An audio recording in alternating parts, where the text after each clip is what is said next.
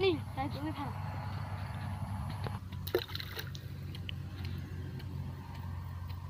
Mình tôi phải hả? Ông thấy tôi mi ta xia xia con nát ra.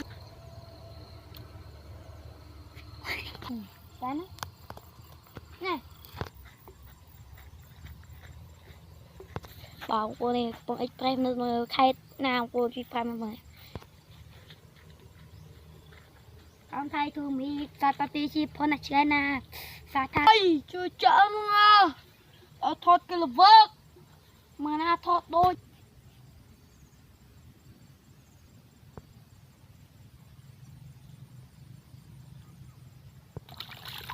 Tất thọt bạch tọt.